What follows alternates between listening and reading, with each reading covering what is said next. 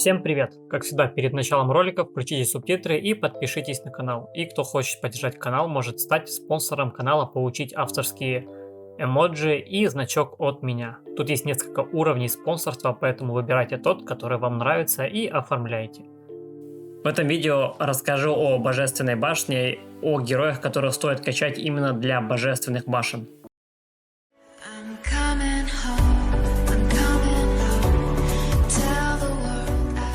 Божественная башня открывается нам с 98 уровня и дает возможность получать монеты для артефактов, которые довольно-таки неплохо усиливают наших героев.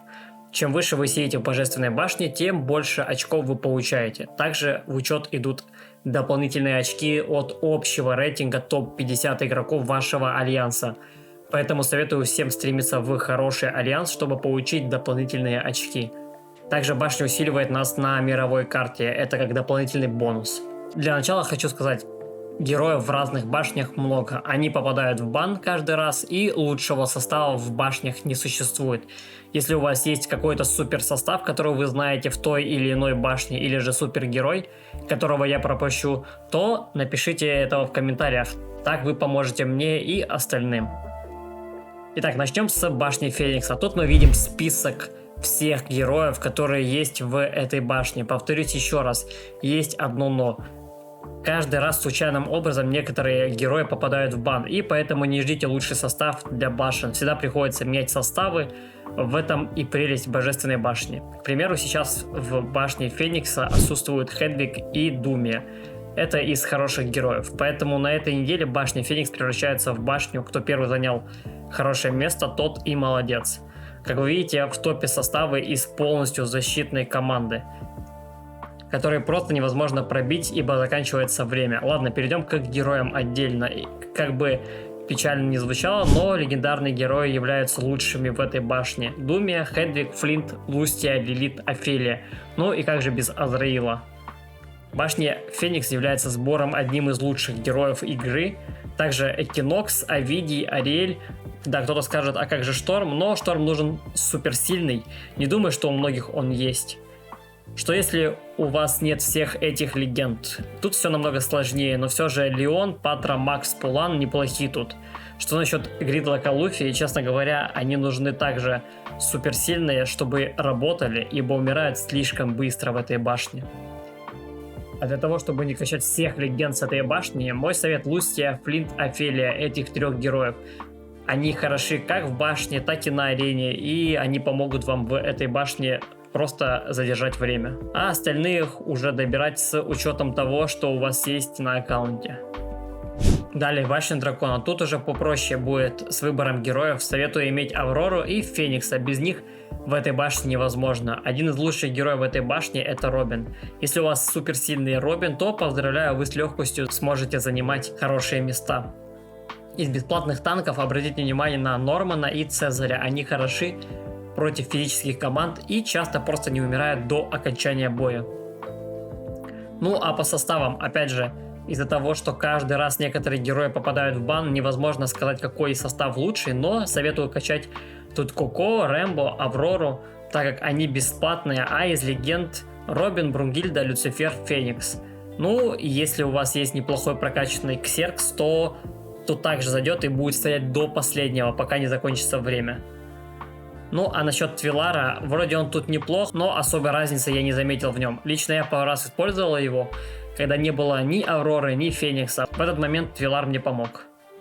Башня Грифона, или же башня Терезы, которая практически никогда не попадает в бан. Тут по составу все просто, собираем подброс пак, Суню-Кунь, Тереза, Эдвин, Блейн и Актуон. Это лучший состав тут.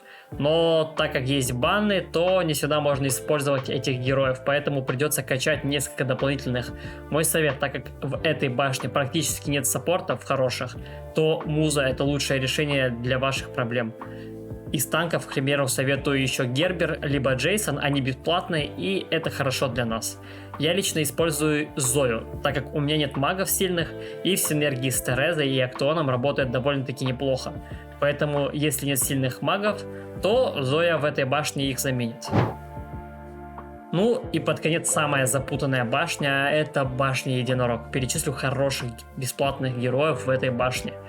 Малачи, Сью, Пандар, Кэнди, Ингрид, Дельфос, Мерлин, Люк. В общем, в этой башне можно сделать несколько разных составов. Яд-пак, в который войдут Пандар, Кэнди, Люк, Анжела и плюс какой-то танк. Или же маг-пачка. Мерлин, Хелли, Дельфос, Ингрид, Соник. Также без танков, к примеру, Малачи не обойтись. Ну и лучшие герои в этой башне, как бы банально не звучало, то это снова легендарные Данхильд, Нежа, Смог. Также если у вас сильная Хелли, то в этой башне она творит иногда чудеса. Ну и не забываем про саппортов. Без них тут никак. Советую Кэнди или же Ингрид. В зависимости от степени прокачки на вашем аккаунте этих персонажей. Я же лично использую Ингрид. Она мне помогает, так сказать, удержать состав, чтобы закончилось время. В башне единорога всегда приходится придумывать новый состав, чтобы победить соперника. Ну и в итоге совет отдельно по каждой башне. В башне Феникса сразу после сброса советую занять хорошее место с оборонительным составом. В башне Дракона этого делать не надо, но если у вас сильные танки обороны, Норман, Цезарь или Ксеркс, то также советую быстро занять хорошее место, и соперники не смогут вас скинуть. В башне Грифона. Тут, если у вас есть Тереза, то это уже полпобеды, так как, повторяюсь, ее практически никогда не банят. Поэтому, имея ее, у вас все будет ок. Ну и башня единорога, как бы смешно не звучало, но в этой башне тоже можно быстро занять хорошее место и поставить оборонительный состав. Нежа, Малачи, Смог плюс 2 хороших героя усложнят вражескому составу победить и просто закончится время. В общем, во многом суть башни состоит из того, чтобы поставить состав из обороны, чтобы сопернику не хватило времени вас скинуть. Это в случае, если ваши силы примерно равны.